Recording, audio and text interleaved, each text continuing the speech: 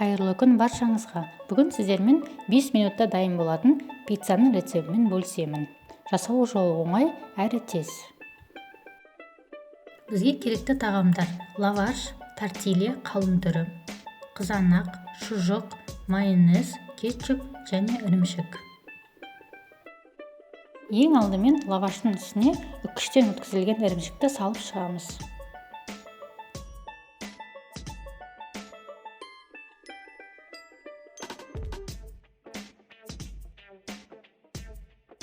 Бетіне екінші лавашымызды қоямыз. Кетчуп пен майонезімізді жағып шығамыз.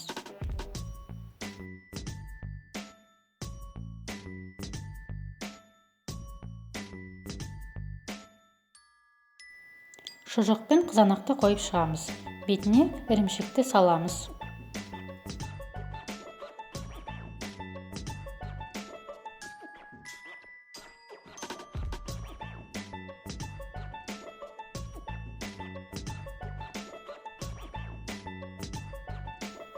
Формамызды орташа отқа қойып қыздырып аламыз.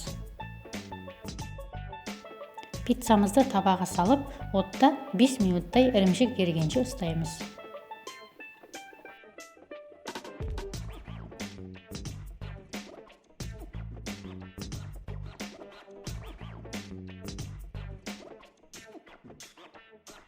Пиццамыз дайын. 5 минутта дайын болды.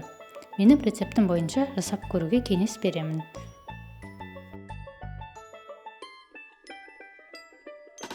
Өте дәмді болып шықты. Видеоны соңына дейін қарап, менің каналыма тіркеліп кетуді ұмытпаңыздар. Астарыңыз дәмді болсын.